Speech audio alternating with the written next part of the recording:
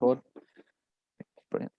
All right, I'll just start and introduce you guys. So we have been welcomed here today by Zara and Rohini, who have been taking the time out. They're both from Canada, and they are going to discuss today about the basics of our language and our culture, where we've come from. And it would be good if you guys, even if it's on the chat box, just interact and maybe even talk through. Just if you guys want to introduce yourself formally. Yep. All right. Hello, everyone. Welcome to the session on Bangladesh's language and discovery.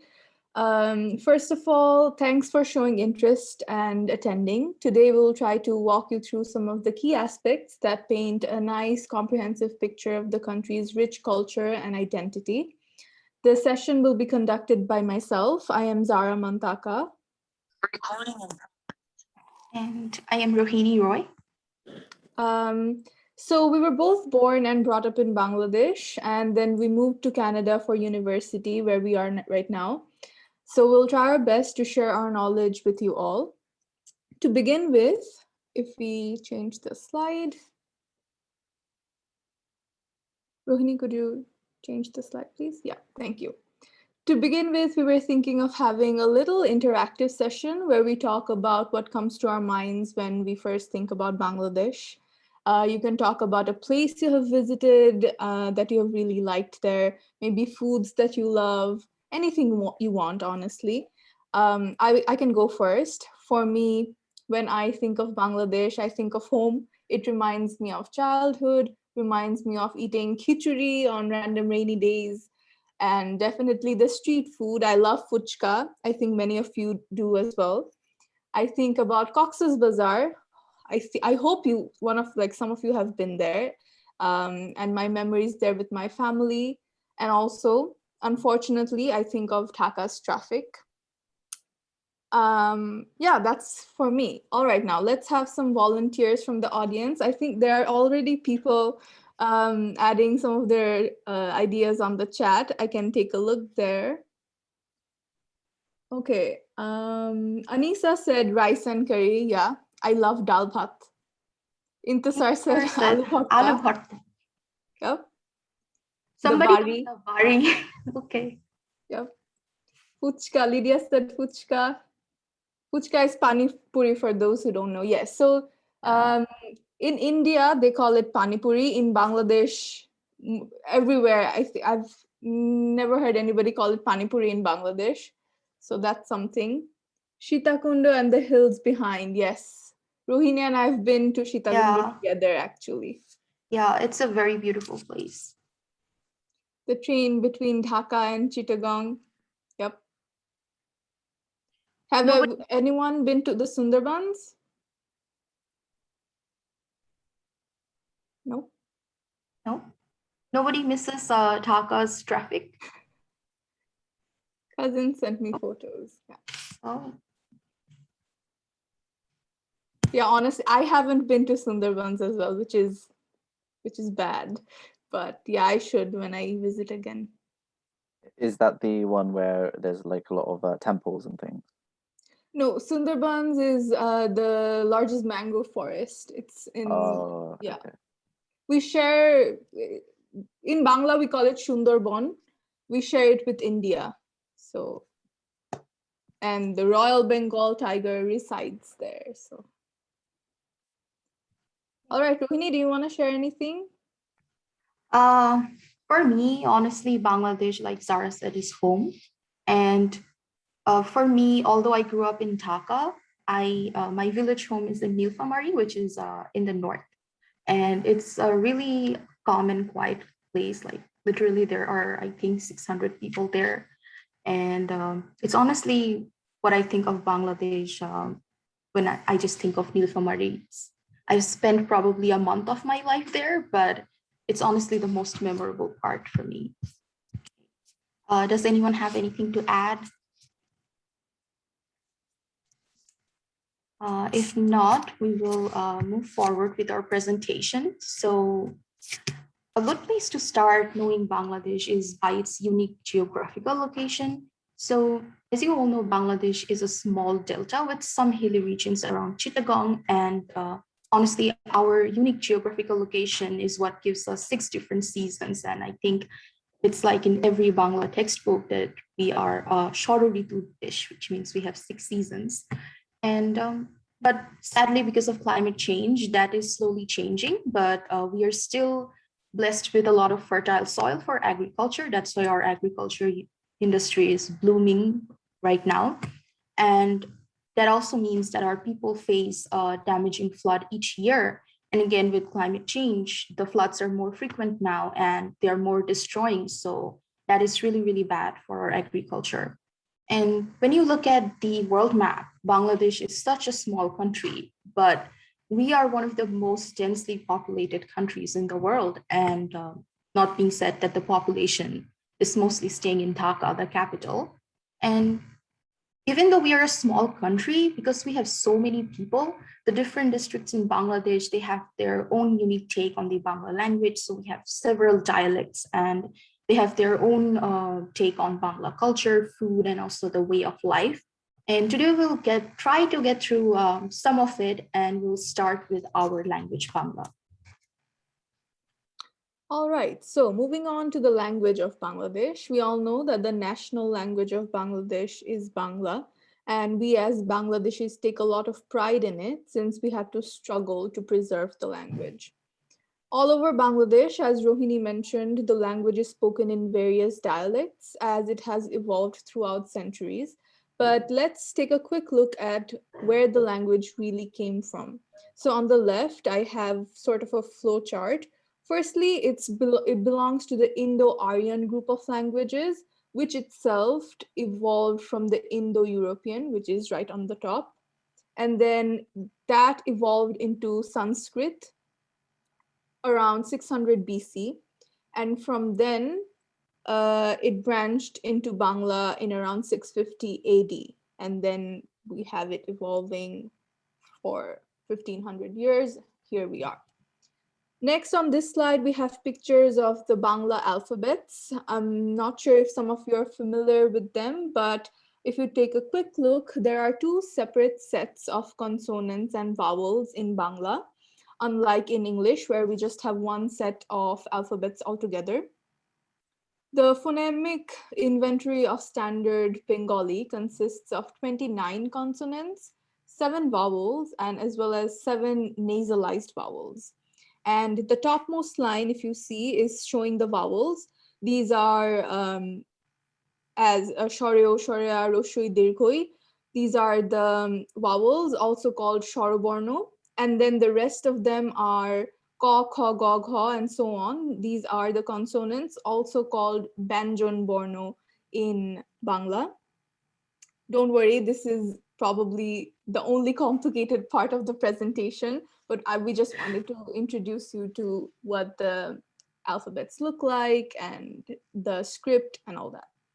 And another interesting aspect of the language, which is different from a lot of languages we know, including English, is that in written text, Bangla can have joined letters. So, and which is called Jukto Borno, which literally means joined letters. For example, if we think about the word Tanda, which means cold, here the sound Tanda, No is an alphabet, Da is another alphabet. These 2 alphabets are joined together when we spell Tanda. So that's just a quick fact about the language. Moving on, simple things now. We can talk about the language movement of 1952, which you probably have some idea about. The story of 1952 really starts actually in 1947, when India and Pakistan were separated. Pakistan was made of East and West Pakistan, and the 2 parts were very different from each other, be it the language, be it the culture. They were sort of like different countries, but they were called East and West Pakistan as part of Pakistan. In 1948, the then government of Pakistan declared Urdu to be the sole national language of Pakistan, even though Bengali or Bangla was spoken by the majority of the people, combining East and West Pakistan. So the Pakistani people naturally protested since the majority of the population was from East Pakistan. and their mother language was Bangla.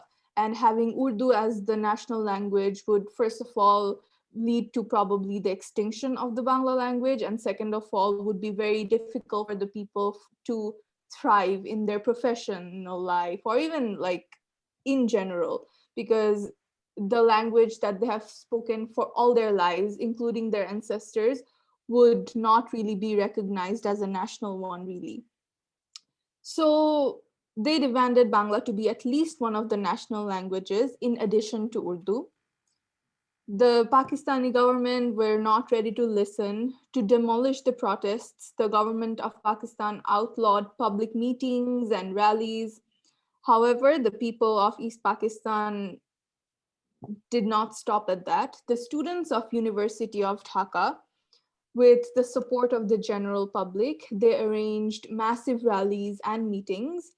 And these went on for a while, even against the government's rules. And eventually, on 21st February 1952, which we call Ekusha February in Bangla, the police opened fire on rallies. If you look at the pictures here, on the left, we even have women marching. There are thousands of people gathering in front of the University of Dhaka campus. If you see the building there, that's the University of Dhaka Medical Department.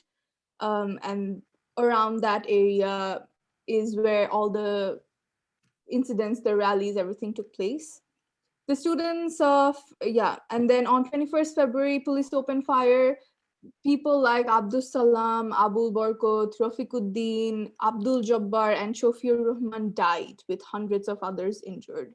So this was a rare incident in history where people sacrificed their lives for their mother tongue, which hasn't really happened anywhere else, if I know correctly. Since then, Bangladeshis celebrate the International Mother Language Day. It was recognized by the UN as the International Mother Language Day, and it is one of the most tragic days in the history of Bangladesh. You have probably seen pictures of the Shohid Minar.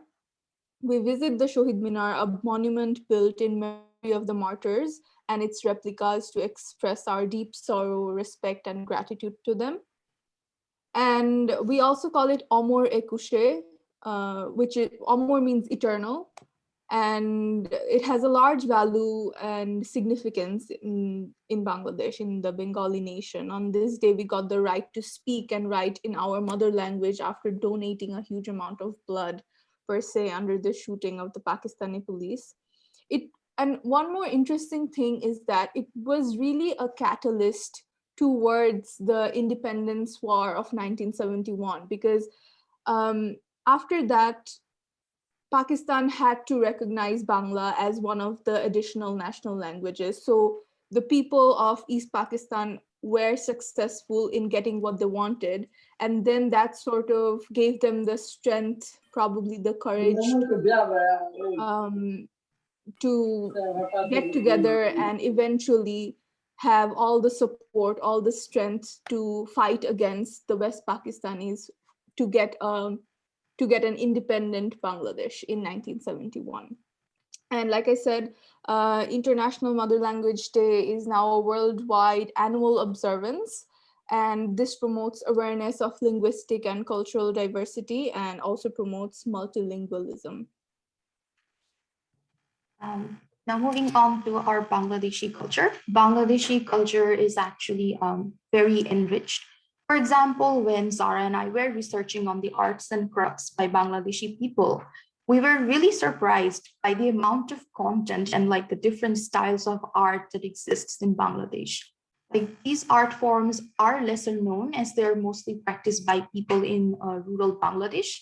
And sadly, although it's 2021, the voices of rural Bangladeshis are still unheard.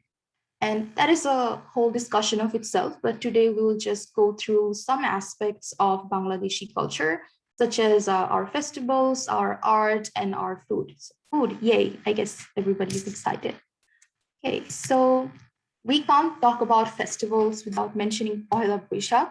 I guess you celebrated there in the UK as well. It's simply put the Bangladeshi New Year celebration. So the Bangla calendar was introduced by Akbar who was a Mughal emperor, and it was the day for collecting tax. So not a very happy history out there. But people celebrate Pahela Boishakh in their own way right now. And there are some traditions we follow, like eating panta ilish in the morning and joining a Mongol Shobha Jatra. So the Mongol Shobha Jatra is a mass procession. So people are going to wear colorful clothes. They're going to have colorful symbols and tigers and whatnot. And it symbolizes the unity among Bangladeshi people because irrespective of their background, their religion, and whatever divides people in the society, everyone will march with the people there. And it is also a symbol of well-being and starting a new year with, a lot of celebration and joy. And besides that, people usually wear red and white attire during Pohela Boishakh, but in the modern days, it isn't that big of a deal. So you can wear whatever you like. And also people who own businesses, they open a new account or logbook for their business, which symbolizes a new beginning for the business where they forget their previous losses in the previous year and they start new. So on Pohela Boishakh, I highly recommend that you end up at a jewelry store because they will not send you home in an empty stomach. So almost all stores, they keep sweets and snacks for their customers on Pohela Boishakh. And we usually call this tradition halkata. All right, so another season in Bangladesh that brings celebration and joy is the month of Posh in the Bengali calendar. So this is around December, January, which is winter in Bangladesh. There are multiple names for this festival. There are different versions of it. They're celebrated a little differently in different areas of the country, and even in different families, they probably celebrate a little differently. But in general, it's called Posh Sankranti or Posh Mela because sometimes there are little stalls and celebratory events in rural areas. It's also called Pitha Utshab. I'm sure some of you have had pitha. I really like pitha. Mostly people gather around and make assortments of pitha, different kinds. There are so many different kinds, as you can see on top here. I have Patishapta pitha, then the middle one is Bhapa pitha. On the right, it's called Nokshi pitha, and there are so many different other kinds. And Pitha Utshab is actually more prominently seen in the rural areas of Bangladesh rather than the cities or the capital in Dhaka. Usually in the rural areas, it's sort of like an annual potluck where each family makes their own pitha and they share it with other families, and then they have a nice meal together. It brings people together in the cold winter night, basically. And on the bottom, I think, I'm not sure if a lot of people know about this, but this is a very interesting and fun cultural event. It's called Shakrine. The pictures, as you can see, they're very bright and beautiful. Shakrine Festival is one of the oldest annual festivals of Bangladesh, actually. It's famous and a very important event in Bangladeshi culture. It is a symbol of unity and friendship in Bangladesh. And another name for it is Ghuri Utshab. So Ghuri means kite.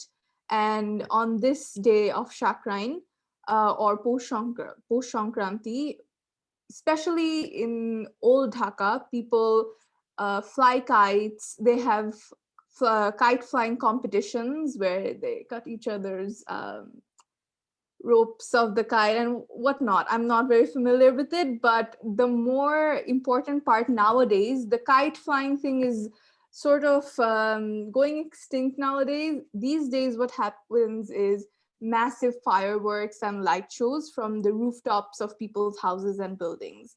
So personally, I am from Puran Dhaka, which is the old part of Dhaka. And on Shakrine, you will see each and every building having all the youngsters gathering there, and they would be doing so much fireworks, so much lighting. There would be, as you can see on the pictures on the bottom, it really looks like that and looks beautiful. And the time it's celebrated is, I think, 14th or 15th January, which is, I think, the 9th day of the Posh of the month in the Bengali calendar. And it's a cold winter night and it's dark. It's right after the New Year's. So usually what happens is that we don't celebrate New Year's as much anymore. Shakran is the big thing. So the skies of Dhaka are all illuminated. It looks beautiful. All right, then next we have. We also celebrate a festival called Novano. So it celebrates the new harvest. Like I told you guys before, that agriculture is a big thing in Bangladesh. So people will cook with their new harvest and they will share it with their neighbors. And this also, like the Pitha Utsav or Posh Sankranti, is celebrated mostly in rural Bangladesh. And most of the time, they're going to have a small mela or a small fair, and that's where people will have like small jatra, which is like a play performed by people in the villages. People are going to dress up, they're going to sing and dance, and they're going to have small rides like the nagurtola. And there are also competitions like who can cook the best pita in 10 minutes per se. And lastly, we also have Pohela Falgun. So Falgun is the 11th month of the Bangla calendar, and it's a celebration to welcome spring. You can kind of call it the Bangladeshi version of Valentine's Day, although people will wear yellow on that day and not red. There's a lot of music, fun, and romance in the air on that day. All right, so now let's talk a little bit about the arts and crafts of Bangladesh. The basis of Bengali culture is mainly based in the country's rural areas. And we have a map here that shows the multitude of arts and crafts from all over Bangladesh. It's a pretty comprehensive map, to be honest. And today we'll be emphasizing some of those. But obviously, as you can tell, we'll not be able to cover most, but we'll try our best to do the more important ones. To start off with, from Sylhet, we have Shitolpati. Shitolpati refers to a cool mat. It literally translates to cool. Shitol means cool and pati means mat. And it's commonly made from strips of a green cane known as murta, also familiar as mostak, pati pata, pati bet, and paitara in different regions of the country. As this murta plant is grown wildly around the water bodies of Sylhet, about 4,000 families from around 100 villages of the greater Sylhet region are traditionally involved in making various craft items. And then we have Jamdani. You might have heard of Jamdani Shari. Jamdani is actually a fabric. It's a fine cloth of muslin group. A nationally and internationally famous fabric, Jamdani, is characterized by geometric and floral designs.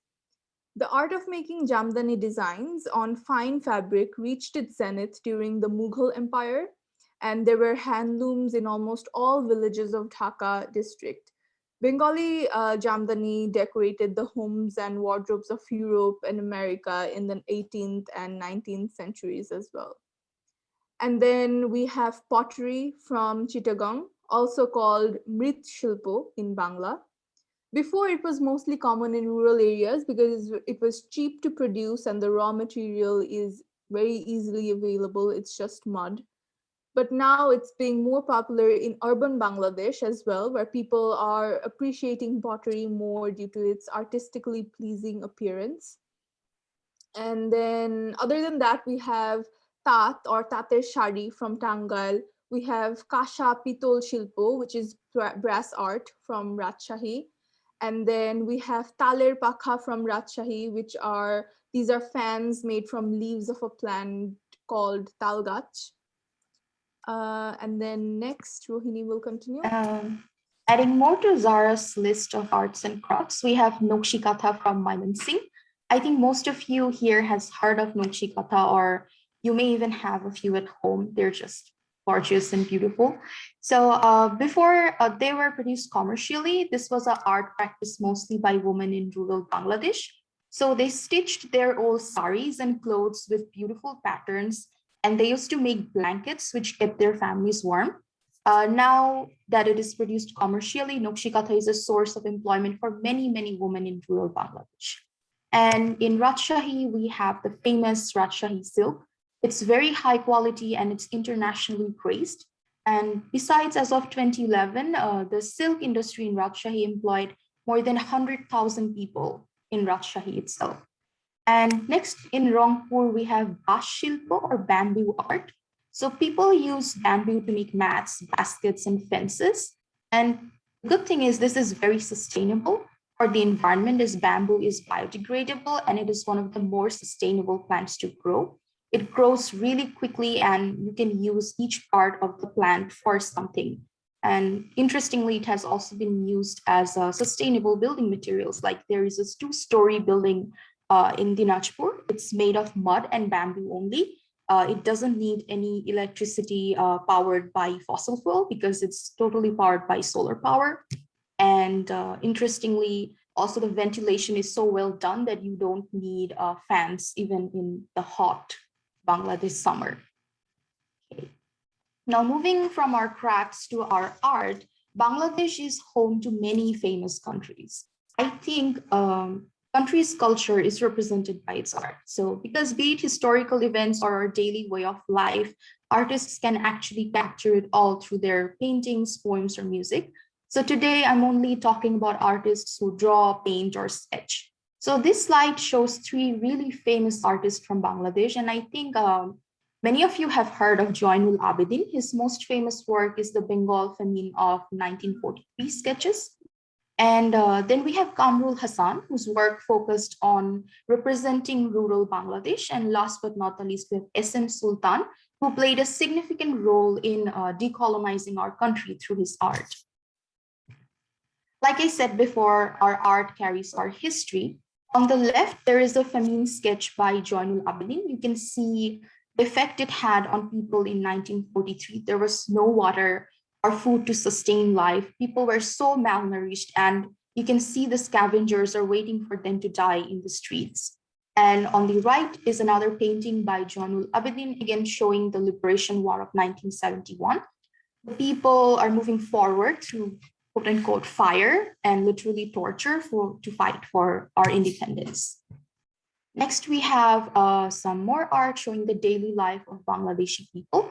On the left is Uki by Kamrul Hassan, who shows a woman from rural Bangladesh looking out of her window. And on the right is Farmers in Confrontation by SM Sultan, showing farmers at work. So this is a very interesting painting because if you look closely, the farmers are drawn very muscular, like almost unrealistically strong. So SM Sultan deliberately did that. Farmers during his time were malnourished and they were weak from heavy work. They had very short lifespans at that point and they made very little money for their family.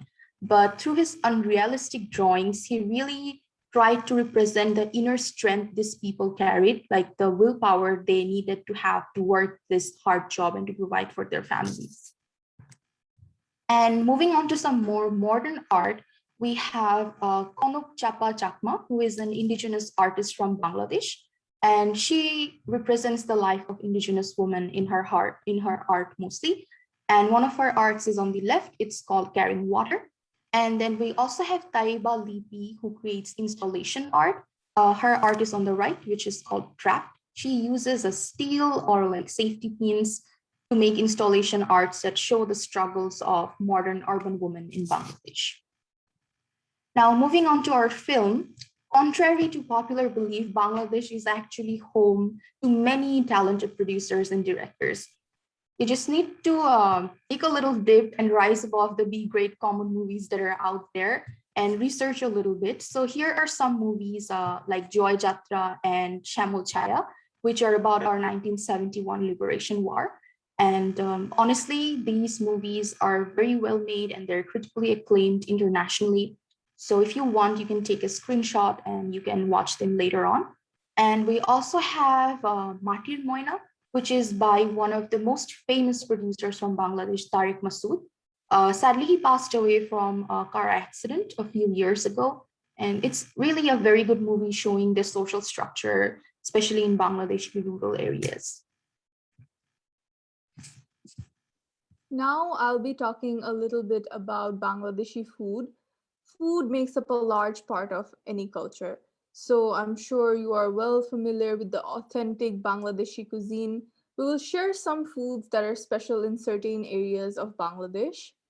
So in Khulna, there is a special spice called chui jhal. Chui is a plant, which is the chopped stems, roots, and skin of the plant are used while cooking food, especially meat and fish. Then on the bottom, we have shatkara from Sylhet. This is a citrus fruit, but due to its intense taste, it's mostly used to cook rather than eating by itself.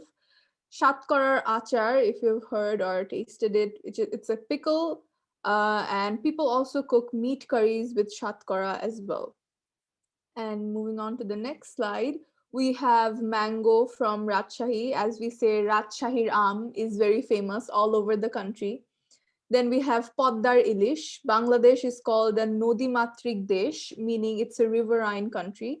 Bangladesh has about 700 rivers integral to its culture. Poddar River is one of the three main ones, and Hilsha or Ilish is farmed from there. Bangladesh is also home to almost 800 native species of fish and shrimp in fresh and marine waters of Bangladesh. Then we have Chom Chom from Tangail. Who doesn't love Bengali sweets, right? And we have Jaggery or Gur from Joshore.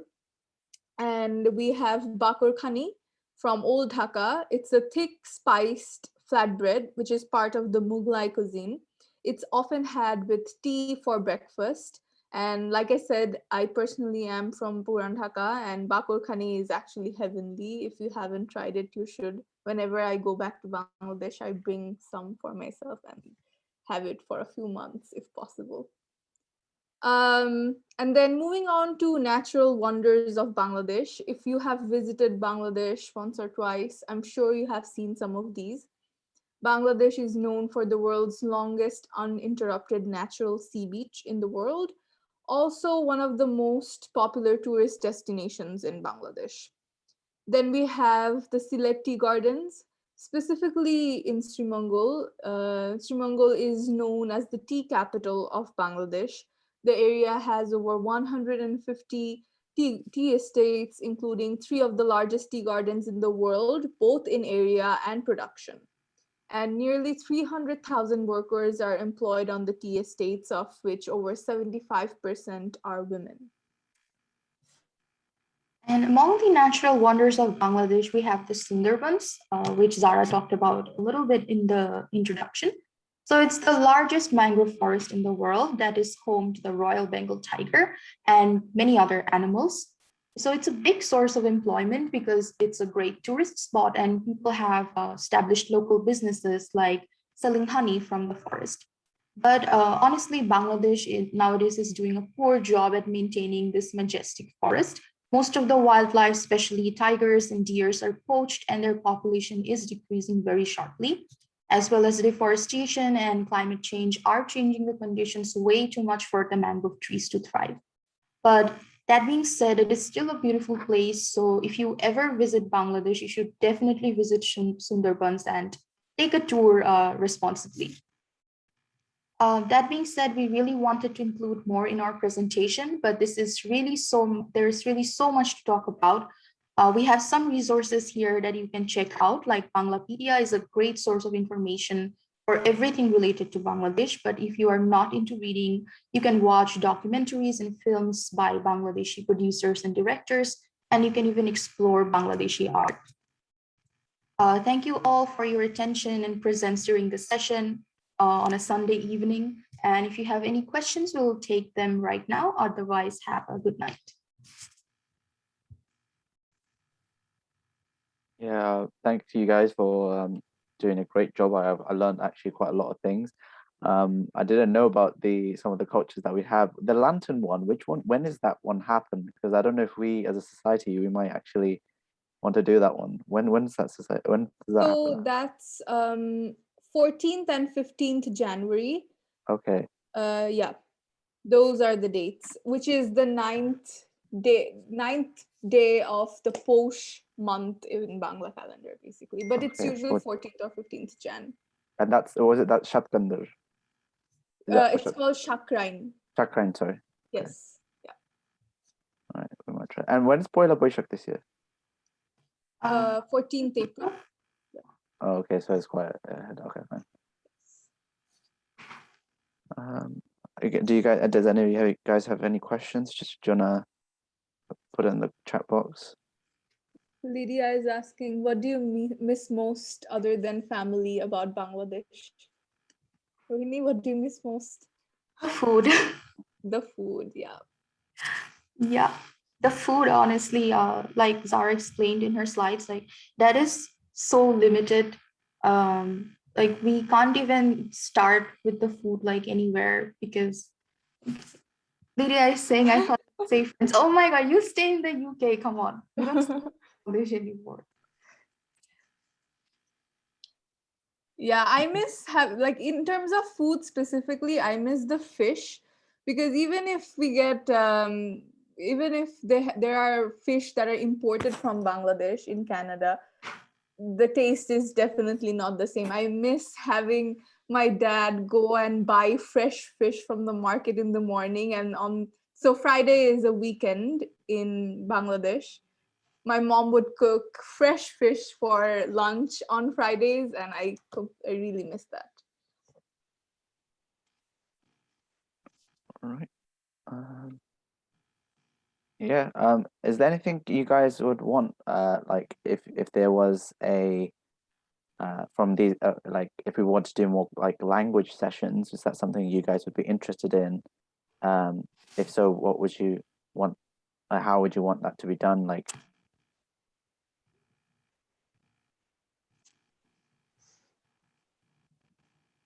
So is this for the audience? yeah. I'm just asking the audience if they wanted something more language based. What do you guys want?